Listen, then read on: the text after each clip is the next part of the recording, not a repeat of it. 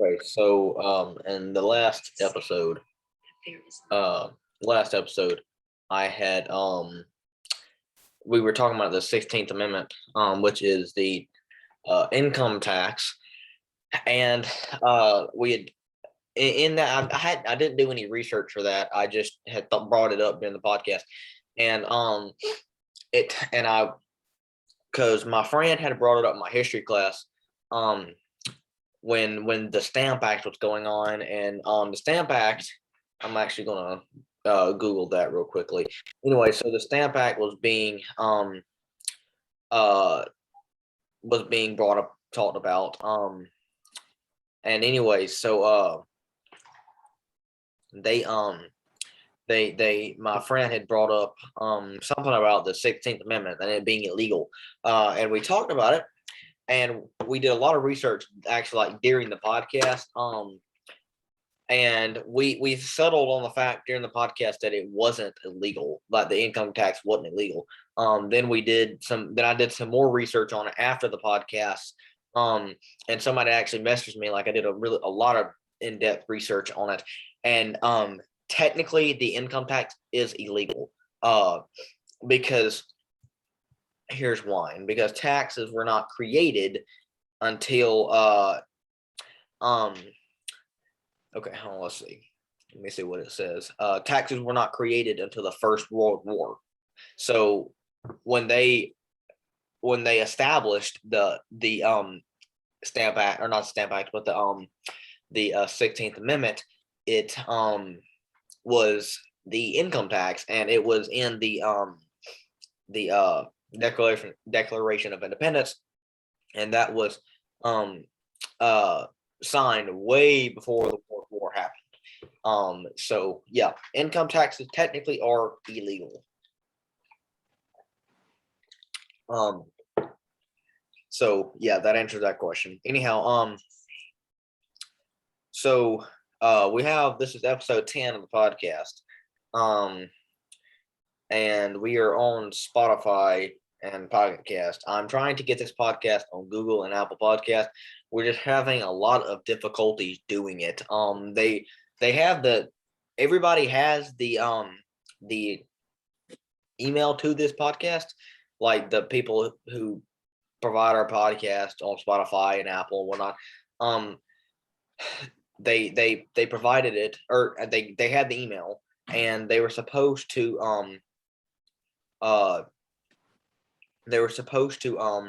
email us when we are if we get accepted or if we don't. I'm trying to actually find out how many of y'all are subscribed and not subscribed. Okay, so not subscribed is 33.7% of y'all are not subscribed that are watching this podcast. So hit that subscribe button, hit that like button, and drop some comments down below of what you want us to talk about. There's lots of things we can talk about, whether it be about God, hunting, fishing, and like I said, this podcast is not just a hunting and fishing related podcast. We talk about a lot of things on this podcast. Now please keep the questions normal and not dumb. And I say that by inappropriate questions or something stupid like that. But yeah, so 33% of y'all are not subscribed watching this podcast. So hit that subscribe button, and 66.3% of y'all are subscribed watching this podcast. Yeah, if you're watching on if you're listening on Spotify, I'm pretty sure you can leave us a review on there. That maybe it should be on Apple Podcasts. I'm not 100% sure, but if you can, leave us a review. You can follow leave a comment on YouTube. Do what? You can follow on Spotify. Okay, yeah, follow us on Spotify. I know you can follow on Spotify, but I don't know if you can leave like a review like you can on Apple Podcasts. Not sure. Anyway, if you can, do it. If not, whatever, just follow us on here. But like I said, today's episode 10 of the podcast, and we will not be having a podcast next week on episode 11 and 12 because I'm going to be out of town. Noah, I think he's got something to do. So yeah, we won't have a podcast next week, so that's going to suck. But anyway, we have Ross on tonight again. We were supposed to. So last podcast, it was supposed to just be me and Noah when we talked about Revelation. But that didn't work out because Noah wasn't feeling good. And we were supposed to have Ross on tonight anyhow as a guest. So, let's see how many people. Who have we had on the podcast? Let's see. We've had Sam England, Ross, Sam, Sumner, me. I think that's it. I think that's it. Yeah, I believe that's it. And we're working on some more people to get on. Like we got one person to get on that we're trying to get on. Right now, it's just really kind of difficult to have that person on.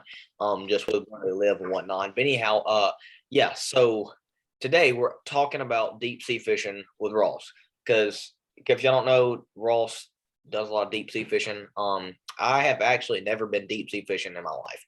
I've done a lot of types of fishing, a lot of big fish. Been around a lot of ginormous fish in my lifetime. My biggest fish like that I've ever caught is 300 and something, 350-pound stingray, monster stingray. Actually, next month will be the November the day will it? November the 6th will be the day, exactly a year that I caught that fish. So yeah, it was a hammer. We were actually red fishing that week. And yeah, we never caught any redfish. We actually wound up catching a lot of quality fish, just no redfish. We caught a lot of cool sheep's head, drums, black drums, no redfish, which kind of sucked because literally it was so annoying. I'd seen these people on Facebook at this. I'm not going to say the name of it because I don't want to give away this spot. It's a really good spot. I don't want to give away.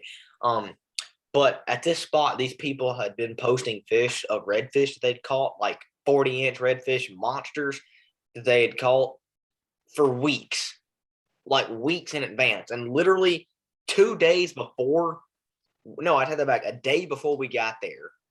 Okay, because see, we got there and then, but we never did go to this pier till the next day. But that day we arrived there, this dude had caught this 65-inch redfish off this pier. I mean, it was a monster. And they caught 4 of them that size. We went down there. I told my dad, because see, my uncle's caught them before. I told my dad, I said, look, dude, we fixing to smack them. We got, because my uncle had talked to the dude that he runs a bait shop down there. And he keeps up with what people are catching. And he had gotten the exact information that was needed. And I told my daddy, I said, we got what we need. We got the right rods. We got the right gear. The weather's going to be right. We're fixing to smack them. Get ready. Didn't get a single bite. Not good. I mean, besides giant stingrays, we didn't get a single bite. And I told my daddy, I said, either we just got sold out by the bait shop owner or they know something we don't, because we didn't get a single bite from a redfish at all, other than black drums and sheep's head and a few whiting. That was about it. And we caught some really big stingrays, caught 2 big giant stingrays. Actually, I will say we lost something really big. It was not a stingray. It was something, it may have been a really big redfish. It had gigantic head shape. It broke 100-pound leader. Yeah, it could have been a shark.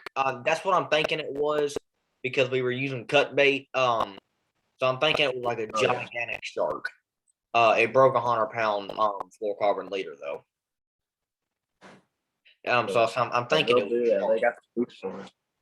And the place that we were fishing that day was this really, really deep channel, ship channel. The pier goes out in the middle of the ship channel. It's like 70 foot deep right there, 10 yards off the beach. Not the beach, but 10 yards off the rock. There is no beach. 10 yards off the rock. And dude, the fishing off that pier is insane. Like, it's unreal. People catch, oh my Lord. When the size and the amount and different species of fish, it's like an offshore spot, but it's inshore almost. It's so weird because they catch gigantic redfish there. I think one dude caught a huge cobia off that pier as well, which is dumb to think about because if I'm not mistaken, I could be wrong on this, but aren't cobia more Gulf species than Atlantic? Okay, I don't know if I don't know anything about saltwater fishing. Aren't they an offshore species though?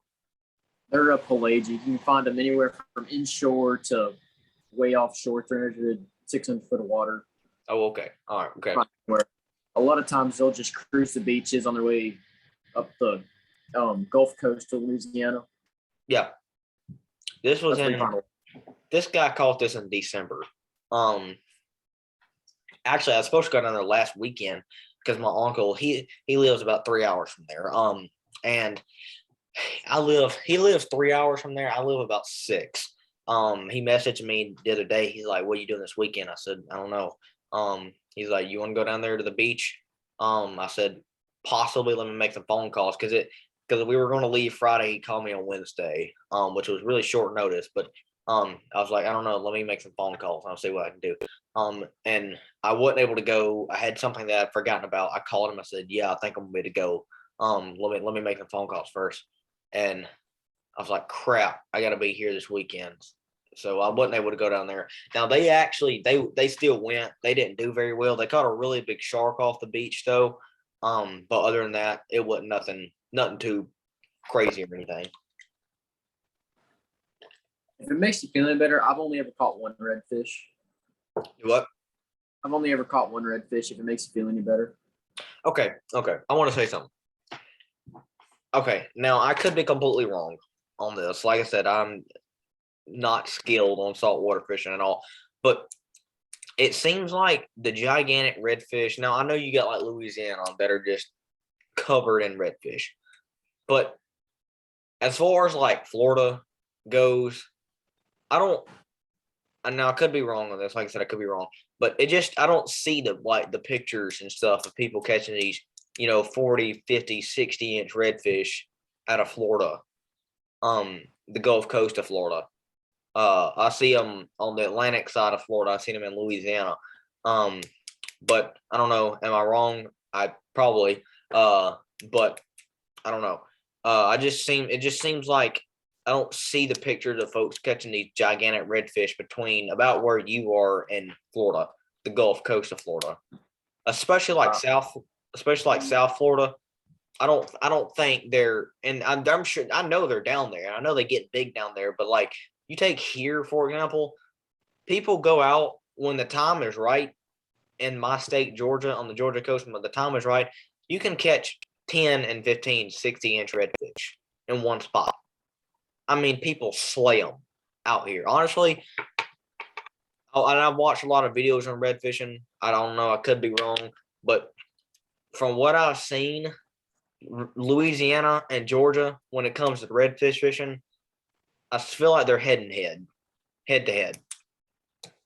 I don't know. Like I said, it could be wrong, but I've seen some hammers come out of Georgia. I've seen some hammers come out of Louisiana as well. But anyway, but what we were talking about today is offshore fishing because we got Ross with us tonight. So he knows about it. I guess you can enlighten us with your knowledge on deep sea fishing. So what is your biggest deep sea fish that you've caught or offshore? Offshore. So we've caught a couple sharks. I tried to fight it. I couldn't. I think it was 6 foot. But the biggest one that I've caught by myself, probably 20, 25, 30 pound amberjack. Not super big. That's what I want to catch. I actually know this guy that he's not a licensed charter, but he's got an offshore boat. And he's like, "Look, man, all you gotta do is just pay me for the gas. And like $100, like $200 for gas, because he lives in my town and he goes offshore fishing in Panama City. It's either Panama City or Destin. He's like, I'm not a licensed charter, so you cannot pay me to take you out, but all you gotta do is pay me for the gas to get from here to there and from there to offshore." So I asked him, I said, "Are you available anytime this year?" And he said, really, the best fishing is going to be done down there. in the fall and spring. What he told me. And I said it, and this was like in August when I was talking to him about it. I said I would love to go another this year, but I ain't really got the time to go another this year. But next year I'm going to hopefully try to get with him and go offshore because he catches gigantic redfish, or not redfish. Well, he catches pretty big redfish too, but he catches really big snapper, really big grouper. He catches a lot of big AJs, cobia, giant. Lord have mercy, the sheephead that he catches some of them oil rigs. Because he don't just fish in Panama City. I've seen him fish in Louisiana. He's taking a boat to Louisiana stuff. But the sheephead that he catches on Louisiana, some of them are big as a tire, dude. They're gigantic, like a wheel. I mean, they're huge. This dude is a hammer. I'm not gonna say his name, but this guy's a hammer. So I'm hoping to get with him this next year and try to go catch some offshore fish. But yeah, an AJ amberjack is something I would love to catch. Anyway, sorry for interrupting you. Continue. I mean, you're fine. I don't really even remember how to say anything else. Well, there's more to talk about. We can talk about more. Do what? See, yeah, there's plenty more. I mean, we've been going for 16 minutes, and like I said, this is just I don't know. It's kind of funny because like you take like I don't know how to say this. Like somebody who fishes for halibut in Alaska, talking to a major bass fisherman. Well, that's what we got going here. We got somebody who salt water fishes all the time, talking to a guy who plays around with 10-pound greenfish. You know, I don't know anything about saltwater fishing. Like I know, like when I go to St. Simon's, I know how to catch them down there. I know what to use to catch them, and I know what to catch down there. But other than that, I don't know anything about it. The St. Simon's is where I go a lot of times. That's not where that pier is, by the way. I'm not going to tell you where that pier is. I can tell you where the pier is, but I can't publicly say where that pier is. Yeah. That spot's too good. Anyway, so all right, how far have you been offshore fishing before? Farthest we've been 50 miles. That was the day that I caught a wahoo here 2 months ago. Mm-hmm. Now, okay, because like I was watching Scott Martin's video a couple of weeks ago, and he used just like gigantic drop shot looking thing. It had a really big lead weight at the bottom, and it had a hook right here at the top. That I use that a lot for spotted bass. This thing was like a 3-pound lead weight. He was dropping it down like a mile of water. I mean, it was crazy. We fished 300 plus foot. Wow. Okay. Yeah, I was fixing to ask you so was 300 plus the deepest you fished before? Yeah, we've been 300 foot. We could have gone to 800 plus foot, but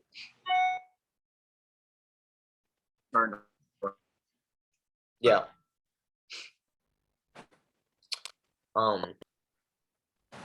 Well, okay. So what is your? So I asked you how far you've been offshore. What's the deepest water you fishing on? Biggest saltwater fish you caught? Or biggest fish you caught offshore? Okay. So what do y'all use when y'all are out there fishing in offshore?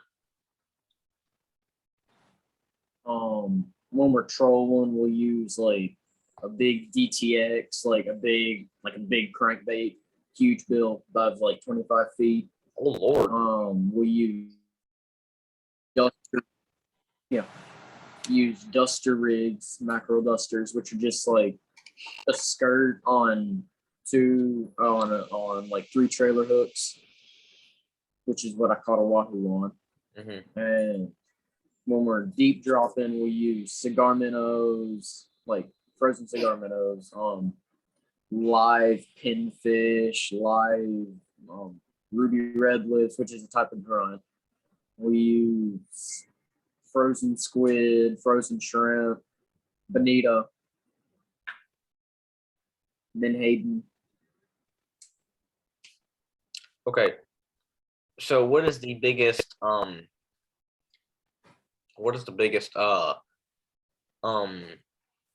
bait y'all use? Like what, so like I know people will use these I guess they're tuna as bait for like grouper or whatever.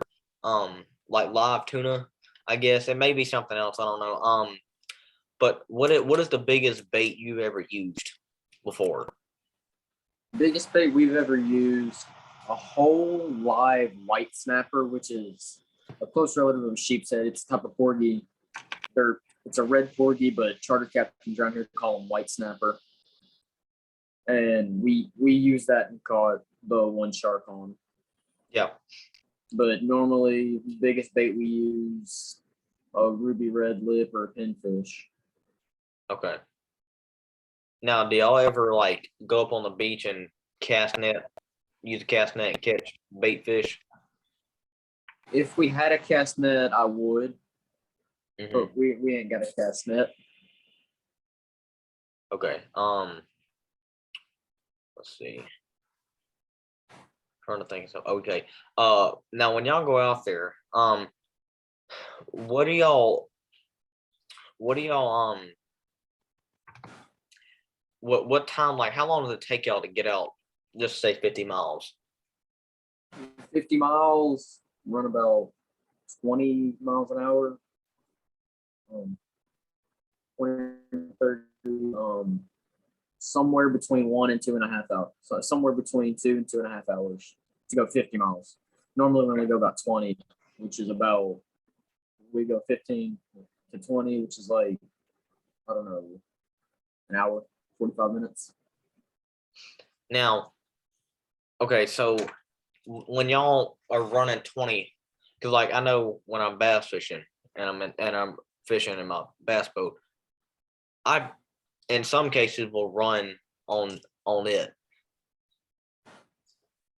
70 miles an hour. Now is that because when y'all, now do y'all run 20 miles an hour because y'all were like in open ocean and there's a lot of waves, or why do y'all run 20 miles an hour? Well, sometimes it's just because we can't get over all the waves. Like sometimes it's like 2 to 4 foot, But I mean, there's sometimes that it's just straight flat out there, but it's because it's a much heavier boat than a bass boat. And we got 4 to 8, and we got 4 to 7 people on the boat at the time. Oh, And yeah, all that our makes sense. all our gear. Yeah, that makes sense. All right, so when you're fishing offshore, does the tide affect offshore fishing as much? Not really, no. Okay. Like I know it really affects the wave. inshore fishing. I think so. I'm not a big inshore fisherman. When we inshore fish, it's normally just for white trout and oyster reefs. But I mean, offshore, tide coming in, like wind can push up the waves, tide can push up the waves. But I mean, that's really all we have to worry about. Yeah. Let's see. So what rod and reels do y'all use when y'all are fishing? We use big spinning reels. Like the smallest ones we'll use out there is 4,000s, but I normally use a 5,000 size pin. We got 2 8,000s, 3 or 4 6,000s, and like 8 5,000s, which we take. And then for trolling, we use big conventional reels, like it's like a bait caster, but Yeah. not. Yeah. Okay. So what are the best times to go for someone who doesn't know really much about saltwater fishing, such as myself, or as far as offshore fishing? What is the best time to go offshore fishing for like just a general layout of species? Nothing now, not talking like targeting a specific species of fish, but just a general layout of species. When is the best time to go? So calm waves, calm wind. So they're not like a specific time to go during the year. I mean, summer it feels better than it does in winter. Fall, spring feels the best, Yeah. So how cold does it usually get when y'all, let's just say you go out like on a winter day? How cold is it out there? 35, 40. Okay. 'Cause like I know y'all aren't on like the actual I know y'all on like the south part of the ocean, like South Florida or something. I know y'all are further north into the Gulf.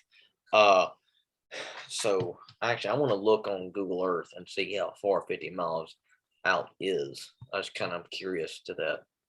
What do y'all So what kind of you might be able to see like a big, huge crater, like in the Gulf, like right near the, like close, like 50 miles from the Alabama coast. That's what we call the nipple and the the elbow. what? The nipple. Okay. so what is there to catch out there? I mean, that's where you'll find stuff like pelagics, like wahoo. Go farther, you get marlin, yellowfin tuna, blackfin tuna, bonita, mahi, um, maybe some cobia, maybe some king max. And then on the like rock reefs, you'll find stuff like grouper, snapper. There's ruby redlets way out there too. There's what? Amberjacks. There's the ruby redlet bait fish. You can find them everywhere offshore. But you got amberjacks, snapper, grouper, sometimes African pompano, maybe cobia, white snapper. Okay. And then So when y'all are out there, do y'all? Because I've seen some pictures of people catching a few like redfish offshore, but do y'all really catch redfish offshore? Any? I've only ever caught one redfish. That was 10 miles off the beach on an oil rig. On what? It was at an oil rig. It was 10 miles off the beach. And it was a 20-pound redfish. So it was a big bull. Yeah, I didn't even know there was oil rigs on that part of the Gulf. Right up, all the way up Mobile Bay and straight out. Okay, because see, I always thought that they were like Louisiana, Texas area. See, that's the oil rigs. We have gas rigs, natural gas. Oh, But okay. the further out, but like get like 100 miles out, then there's oil rigs. Yeah. So what do y'all look for when y'all go out there? We normally fish on private reefs. So like we get to the spot, troll around trying to find like where the marks are, and that's where we anchor, throw the trolling motor out. Hmm. We normally go for red snapper because they're easy to catch, good to eat, and to a person. Got all summer weekends on summer to catch them. Now, how much do y'all usually go out there fishing? 50 times a year, Okay. like once a weekend. How many times have y'all been out this year?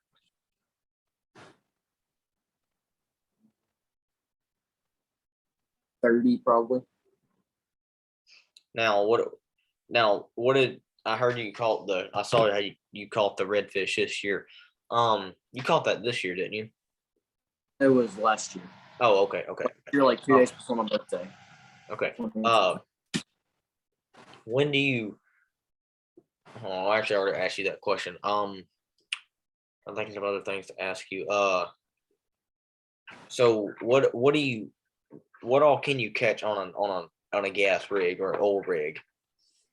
Gas rigs is where spade fish, sheep's head, white trout, speckled trout, I assume. Never caught any specks. We've caught a couple black drum and my one redfish, and then inshore there's been a couple redfish caught. There's bait fish. You even find some snapper on there sometimes. Mm-hmm. Okay. Um. So what do y'all? What is like the average water temperature out there? I guess in the summer it'd be like 70 to 80, somewhere in there. Winter probably 40. Okay. These are kind of like random questions, but I just like I don't know. Like I know nothing about saltwater fishing, but like offshore fish. I know absolutely nothing about it. I know a little bit about inshore fishing from up here. Not even a boat, just from up here. Um, but like I said, I don't know anything about offshore fishing. Someone I know actually caught this really really big shark last year. Um, offshore fishing. It was a monster shark. That thing was gigantic. And it was crazy because he was fishing for snapper. The shark had ate the snapper whole, got hooked on the hook that the snapper was on, and he wound up landing that shark. It was the craziest thing I've ever seen in my life, and I actually watched the video of it. They were videoing the entire thing. Um, and anyway, so yeah, he caught it. He caught the he had a snapper on his line. And the shark ate the snapper and got hooked. Which was dumb to me. Like I would never think, because all the fish that I play with, like I catch, for example, the biggest fish that I've caught this year, is probably my PB bass, because I hadn't, which is 9.9 pounds. I hadn't went out this year and fished for really anything else other than bass. I do have some striper. I do fish for a lot of big stroppers.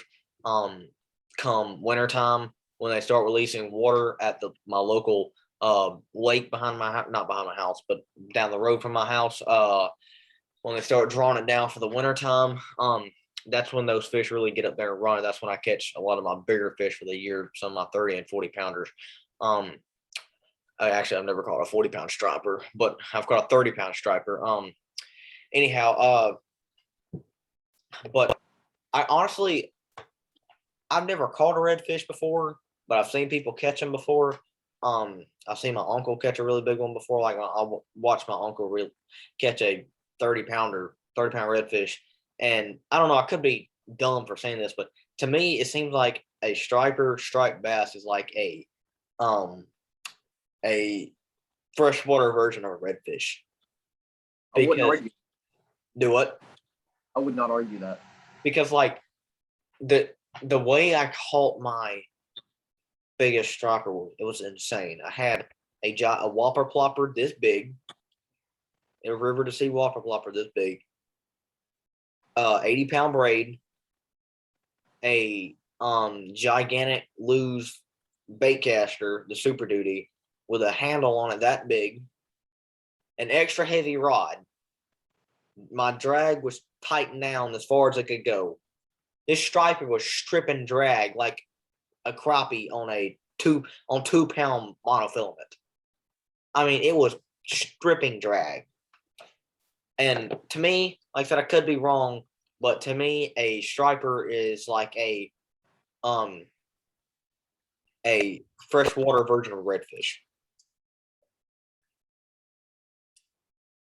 And something I don't think a lot of people know about a striper is actually saltwater as well. Some stripers will move off, not offshore, but inshore into some of the marsh and stuff. I don't know if you know about that or not. People catch stripers in saltwater. They're one of the few fish that can move from freshwater to saltwater, I think. I could be wrong.